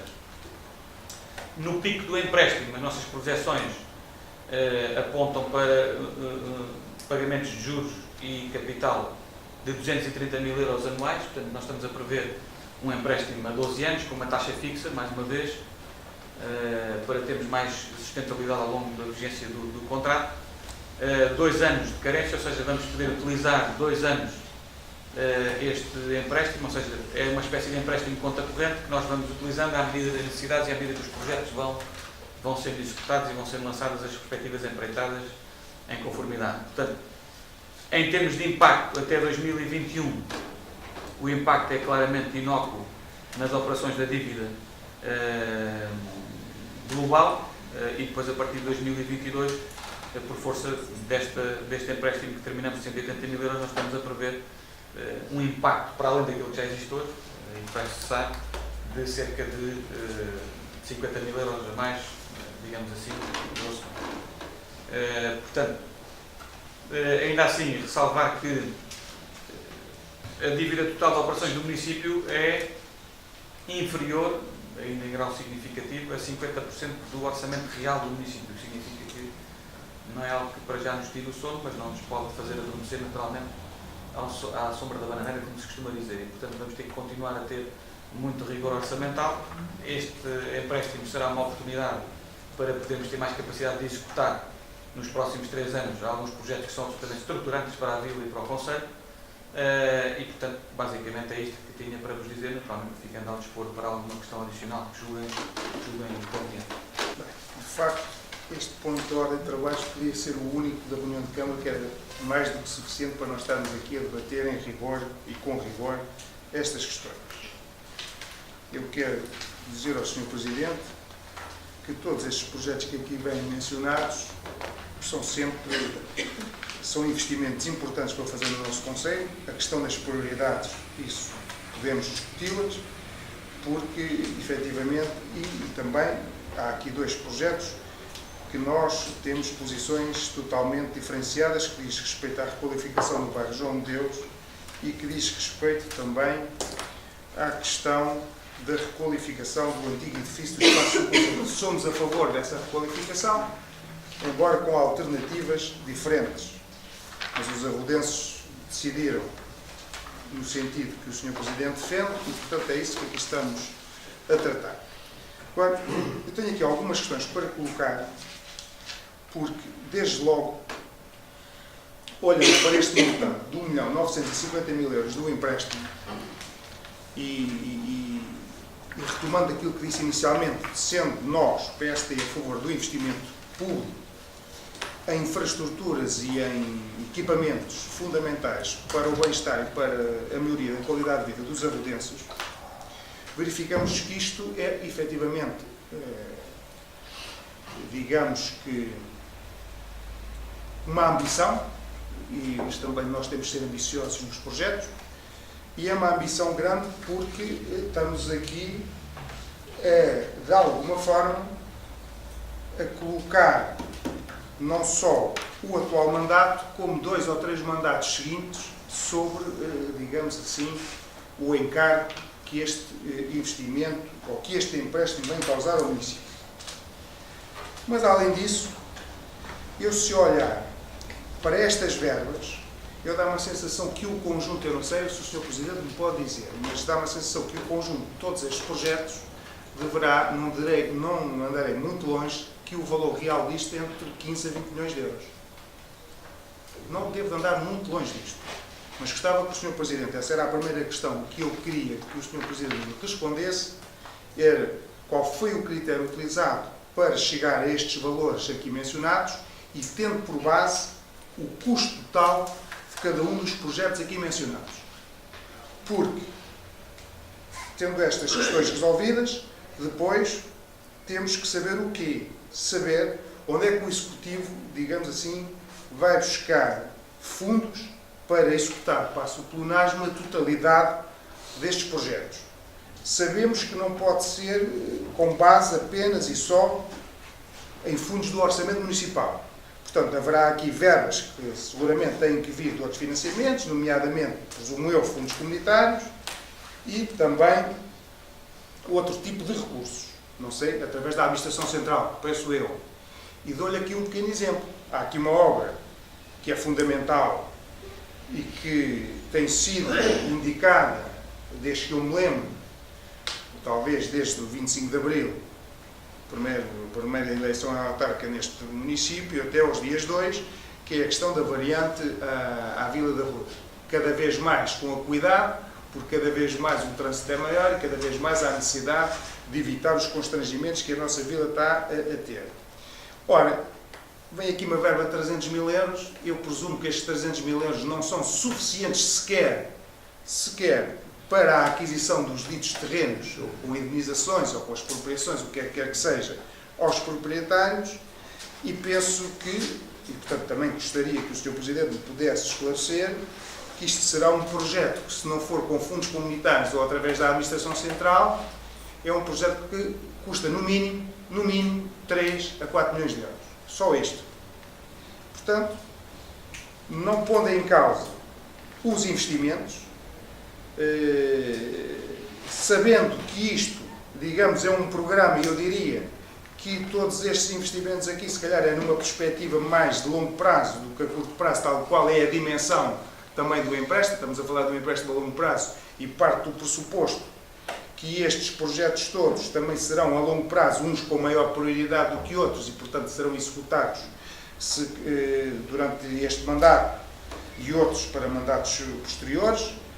Mas o que é que eu me atrevia a dizer? Que se houvesse um pacto de regime entre as forças políticas aqui representadas, eu diria que nós pactuávamos com estes investimentos, à exceção de 2 investimentos que nós somos a favor, mas com outros fins.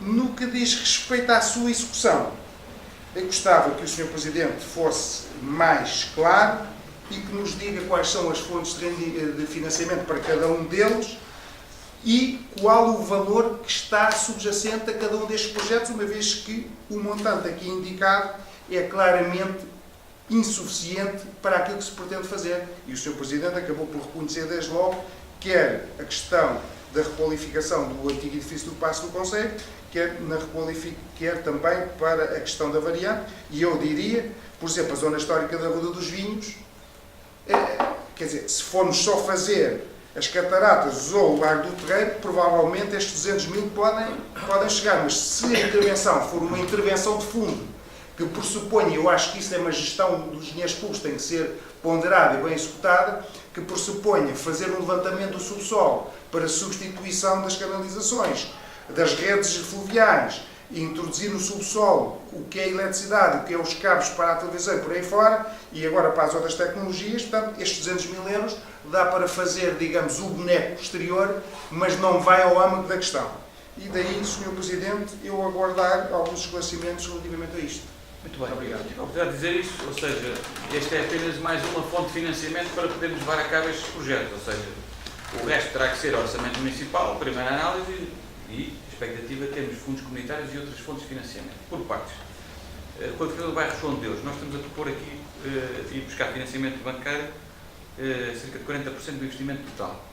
O resto há de ser uma composição entre aquilo que é o primeiro direito e o fundo ambiental, fundos comunitários. A nossa expectativa é que eventualmente estes 450 por si só cheguem para pormos a comparticipação nacional, neste caso do município da Ruda, no projeto. Vamos ver qual é que será a receptividade. Nós vamos ter uma reunião dia 19, sexta-feira, creio eu, no Iru, uma vez que já enviámos a estratégia local de habitação e já enviámos também o projeto para a requalificação do bairro João de Deus. Estamos agora em fase de ver quais é que serão as medidas concretas que serão implementadas. Estes 450 mil, a ideia que tenho é que poderão ser suficientes do nosso esforço para colocar aqui a comparticipação nacional, neste caso do município, para além daquilo que é primeiro direito, por um lado, e fundos comunitários que também serão aqui aplicados, sobretudo na vertente da requalificação energética dos edifícios e na melhoria em 2 níveis da certificação energética dos mesmos. A Ruda Lab, claramente, está aqui previsto cerca de 15% do investimento. Os outros 85% nós estamos a contar que seja fundo perdido, força do nosso PARU e da execução que temos tido do PARU. Manutenção e prolongamento da rede de consumo de saneamento. Aqui estamos a pôr 100 mil euros, que nos dá para fazer alguns investimentos que já estão identificados. O resto terá que ser à conta do orçamento municipal, porque, exceção feita aos sistemas que estão agregados neste momento, não há perspectiva do POCU, nomeadamente os fundos comunitários, virem a apoiar operações isoladas de municípios nesta vertente do saneamento. Reforço do abastecimento de água ao Conselho. Estamos aqui a pôr 200 mil euros. Vamos ter um aviso, foi-nos dar essa garantia ainda durante o mês de outubro, do POCU para financiamentos até 50% a fundo perdido na área desta rede de águas. Modernização e substituição de condutas. Portanto, vamos contar com algum financiamento a 50% a fundo perdido neste setor da água, mas tudo o resto será este financiamento bancário e orçamento municipal. A construção da variante, nós estamos aqui a pôr 300 mil euros para apoios à aquisição dos terrenos, barras, expropriações, o que seja por negociação particular, seja por expropriação por utilidade pública. Não tenho ainda nota quanto é que vai custar as expropriações. Isso será uma matéria que, depois da consolidação definitiva e aprovação pelas entidades do traçado final e depois discutirmos publicamente este projeto, de podermos determinar. Começamos com 300 mil euros, se tiver necessidade de haver algum reforço, não é por mais 100 ou 200 mil euros de esforço do município que nós não deixaremos passar esta oportunidade. Tudo o resto, lá está, será a iniciativa da Administração Central. Portanto, o custo da construção, que estamos a apontar que seja na casa de 2,5 milhões de euros, será orçamento das infraestruturas de Portugal e, portanto, do Governo da República. É essa a nossa negociação à data de hoje. A beneficiação e conservação das vias municipais. Pois bem, aqui não temos ainda previsão nenhuma de haver fundos comunitários para esta área. Sabemos bem que os quadros comunitários de apoio do Portugal 2020 não estão amigos dos investimentos em rodovias. Isto é uma imposição da Comissão Europeia e nós até conseguimos compreender o porquê.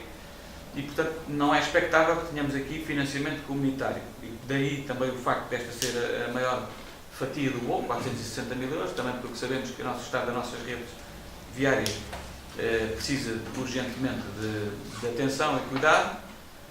Agora, nós temos conseguido sempre uma média de 250 mil euros de dotação definida anualmente no orçamento municipal, para isto, para as redes viárias. O que significa que, se nós conseguirmos manter, ou até reforçar um bocadinho, mas se manter já não era mal, 250 mil euros anuais, significa que no prazo de 2 anos nós vamos duplicar o investimento com este reforço financeiro do empréstimo, assim seja aprovado e visado. Requalificação do parque escolar, a ITI, nós estamos a pôr aqui apenas os 15% da coparticipação nacional do município. Os outros 85% é o fundo comunitário a fundo perdido. Requalificação da zona histórica da Ruda, 200 mil euros. Aqui é uma incógnita. Nós não sabemos ainda se teremos direito a fundos da requalificação urbana. Vamos ver se na mobilidade suave conseguimos pôr aqui alguma coisa disto. Vamos ver. O nosso objetivo era fazer pelo menos uma intervenção para além do Rodobar, que também é nesta zona da requalificação urbana e é até o edifício da nossa maior responsabilidade, porque é propriedade do município. A nossa ideia é fazer mais um dos dois que temos em linha de conta e que está já com um projeto mais que solidificado, que é o Largo do Terreiro e as Cataratas. Se me desse a escolher entre fazer um ou outro por opção, precisamente por causa dessa razão dos subsolos e do saneamento, escolheria imediatamente as Cataratas. Mas é uma questão que depois teremos que ver, porque falhou, falta ali na rua 5 de outubro, sobretudo na zona que não está, que está para trás, portanto ali há confluência para o acesso às Cataratas. De facto, há ali uma situação que não foi tratada naquela última intervenção, do quadro comunitário anterior, e portanto ainda temos a confluência de águas residuais com águas pluviais, e portanto não foram feitos os separativos, e portanto nós achamos que devemos fazer essa intervenção e ela urge mais do que propriamente o lado do terreno. De outro modo, eu penso que isto é bastante claro, não esgota as necessidades de financiamento para os projetos. E, portanto, vamos ter que combinar as diversas fontes de financiamento para poder executar estes projetos. Nos casos vai haver fundos comunitários, noutros casos outro tipo de programas, como o primeiro direito para a habitação social, e noutros casos ainda vamos ter que combinar isto apenas com o esforço do orçamento municipal nas dotações definidas do orçamento. Basicamente é isto e penso que terei que responder às questões que são... Sr. Presidente, só aquilo que me passou, que eu não... Até passou porque eu não fiz a pergunta. Quando fala aqui na manutenção e prolongamento da rede concelhia de saneamento, está excluído aquilo que se falou aqui há pouco, digamos assim, da ampliação da etar da Ruda, ou também está... É responsabilidade nossa. A etar da Ruda não é responsabilidade nossa, é portanto, a água do Tejo Atlântico. E o município não tem aqui qualquer participação? Tem, é acionista da água do Tejo Atlântico e no plano de investimentos disse que queria este investimento feito. Vale apenas um voto na Assembleia Geral. Claro, mas quer dizer, mas do ponto de vista financeiro era isso que eu estava a perguntar, não há não, exigência financeira? Nós somos, nesta relação com as águas do Tejo Atlântico, para ficar claro, também se calhar há pouco podia ter dito isto, para ficar muito claro, nós a relação com as águas do Tejo Atlântico é uma relação dupla. Somos clientes e somos acionistas. Somos clientes porque pagamos as águas que entram lá para serem tratadas, e cobramos aos nossos municípios na fatura da água o correspondente para poder fazer essa despesa.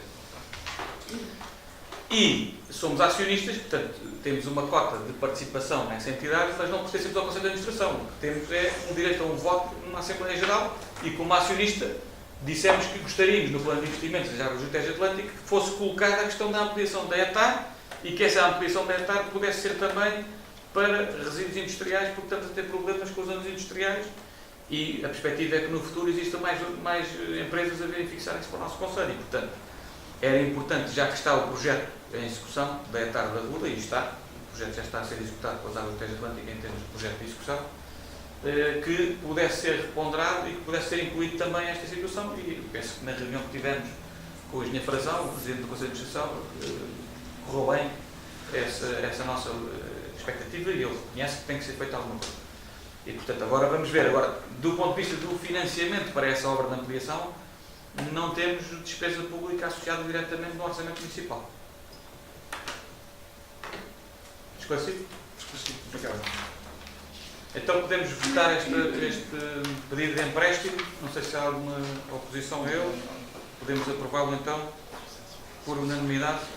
O ponto seguinte, portanto, recordam-se na última reunião, veio aqui um pedido para autorização de compromissos para podermos fazer o procedimento para os contratos de seguros do município, que estão a terminar no final do presente ano civil.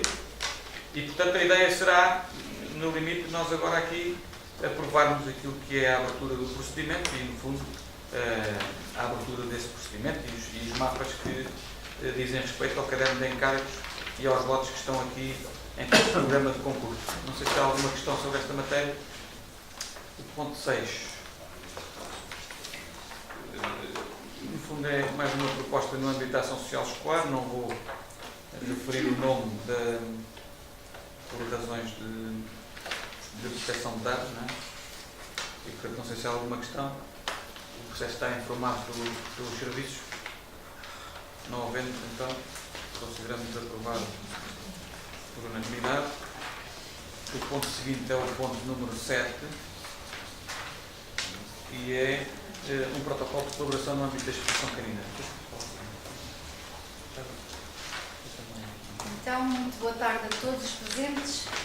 Este protocolo vem no seguimento da terceira edição da exposição canina e houve uma proposta do Clube Português de Canicultura Jovem no sentido de fazer uma ação de sensibilização junto das crianças do nosso concelho. Elas vão explicar um bocadinho como é que funciona a abordagem de uma forma histórica, a saúde, o bem-estar animal, as regras de interação entre o humano e o animal, as funcionalidades caninas e o contributo dela mesma para com a sociedade. Nós achamos que, à semelhança de alguns eventos que já tivemos com animais nos centros escolares, que se tornam sempre muito positivos para a comunidade, achamos pertinente fazer então este protocolo entre as três entidades: o município de Rua dos Vinhos, o Clube Português de Canicultura Jovem e o agrupamento de escolas e jardins de infância da Rua dos Vinhos. Vai ser nas vésperas da exposição canina, portanto vai decorrer durante os dias 24, 25 e 26 de outubro. Portanto, é o Clube Português de Canicultura que irá ao encontro das nossas crianças em articulação com o diretor do agrupamento. E ficam também deixar convidados para a exposição canina, que será no dia 27 e 28 de outubro. É só. Alguma dúvida? Estão vendo, então, podemos aprovar por unanimidade este ponto. Os pontos seguintes, eu creio que poderíamos apresentá-los em conjunto. Trata-se dos pontos 8, 9, 10, 11 e 12. Todos eles dizem respeito a procedimentos de obras particulares que, por falta de impulso, alguns deles, por outras razões, são declarados. O objetivo é declarar a caducidade destes mesmos procedimentos de acordo com os normativos legais em vigor. Ou seja, há aqui falta de impulso processual, os prazos já decorreram todos nos termos da legislação em vigor e, portanto, poderá a Câmara, se assim o entender naturalmente, declarar a caducidade de cada um destes procedimentos, destes processos. Portanto, estamos a falar dos pontos 8 a 12 da ordem de trabalho. Não sei se há alguma questão em relação a algum deles. Eu creio que eles estão todos informados do ponto de vista técnico e dispensam uma análise política, mas de qualquer forma. A Câmara vai declarar a caducidade todos eles, conforme bem aqui. O ponto 13 diz respeito a uma proposta que visa a aprovação de um acordo endocontratual entre o município da Rua dos Vinhos e a entidade Lopes e Martins de Engenharia, Construção e Obra Pública Limitada, que é a empreiteira que está a fazer a empreitada, digamos assim, do Centro Escolar de Rua dos Vinhos. Como sabem, este é um processo que tem causado aqui alguma perturbação, nomeadamente por causa de um pedido de reequilíbrio financeiro apresentado na altura por esta entidade. Há uma série de atrasos na empreitada que naturalmente já deveria ter terminado de acordo com aquilo que é o programa do concurso e o contrato que foi assinado no início deste ano com esta empreiteira. E, chegados a este ponto, haveria então que decidir o que fazer. Do ponto de vista jurídico, tenho dito em reuniões anteriores e tenho aqui também um memorando do nosso advogado, que depois, eu pensava até que já tinha sido distribuído, mas de qualquer forma vou pedir para a Sandra depois fazer chegar a cada um dos seus vereadores um memorando em que ele explica, no fundo, as reuniões que teve e as consequências desta aprovação deste acordo.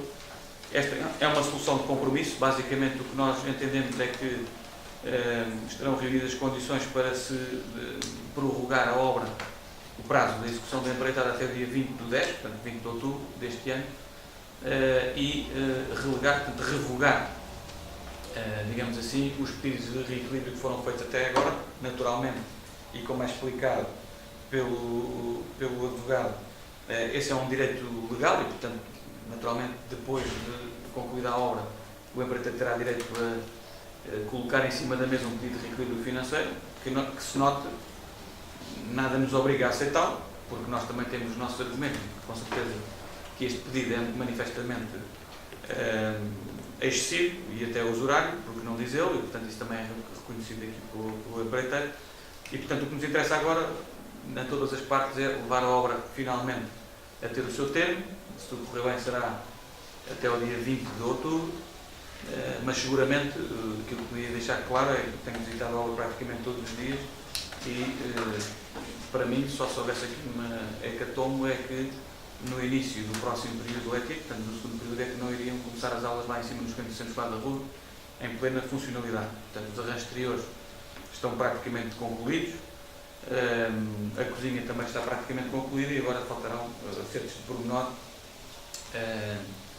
que demorarão estes dias. Enfim, oxalá que as condições meteorológicas adversas que se têm sentido nos últimos dias não atrasem, mas à partida tudo se prevê que esta empreitada tenha finalmente o seu termo, depois de muita tinta que está a fazer correr, e vamos ver se depois mesmo da assinatura deste acordo o que é que será, porque ele prevê, como viram o acordo, que haja agora uma fase de mediação após a conclusão da empreitada, que será marcada com a vistoria final da obra, para que as partes possam chegar a um acordo, se ele for possível. Se não for possível, naturalmente terá que seguir outras vias, e os tribunais em Portugal fizeram-se para dirimir conflitos entre as partes, e portanto cá estaremos para, de acordo com as informações técnicas e com aquilo que é o nosso enquadramento legal para o efeito, defender os interesses do município, naturalmente que é esses que estamos autorizados e mandatados para resolver e para defender, e naturalmente da parte contrária a empresa fará o possível para defender os seus interesses, que é isso também é legítimo num Estado de Direito democrático, e portanto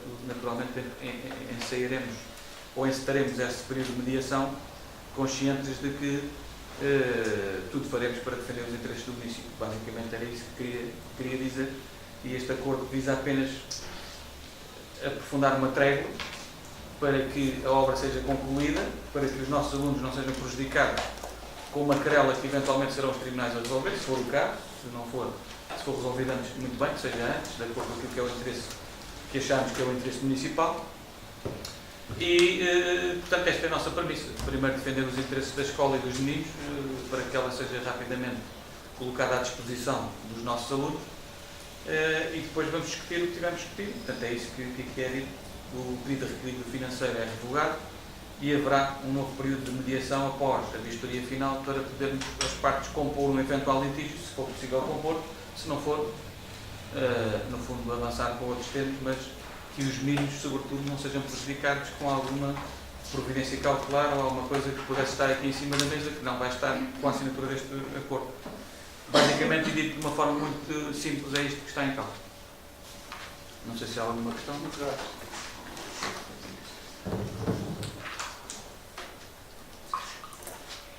Esta questão do acordo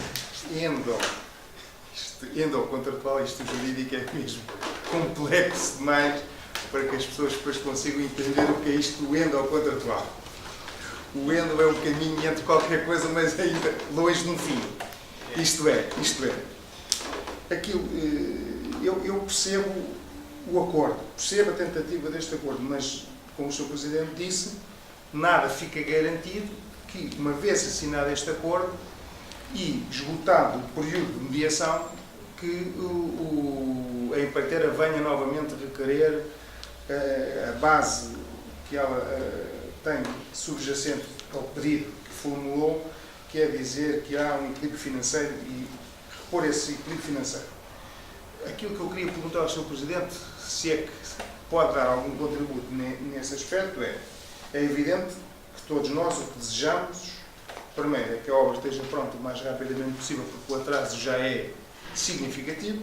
Segundo, que o município pague o mínimo possível em termos do acordo que venha a fazer, porque quanto mais tiver que pagar, mais dinheiro sai dos nossos cofres municipais e ficamos prejudicados, porque não podem ser afetos essas verbas a outros projetos que são igualmente importantes para nós, município.